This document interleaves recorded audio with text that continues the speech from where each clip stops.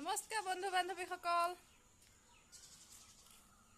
আমাৰ ছাগলী কেইজনী কি ধুনীয়াকৈ আছে। গধূলি হ'লে নিজে নিজে ঘৰলৈ আহে, বিচাৰিবই নালাগে, নিজে আহিব।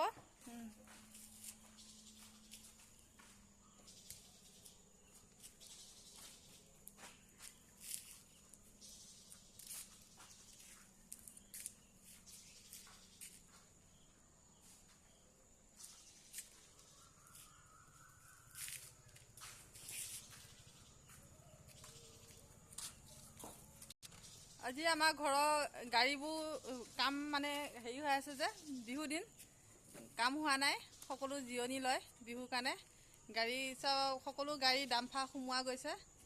এইয়া ডাম্ফাৰ কেইখনো ধুনীয়াকৈ থোৱা হৈছে। আৰু আমাৰ স্কুটিখনো বঢ়িয়াকৈ থোৱা হৈছে। আমাৰ স্কুটি বঢ়িয়াকৈ থোৱা আহিছে।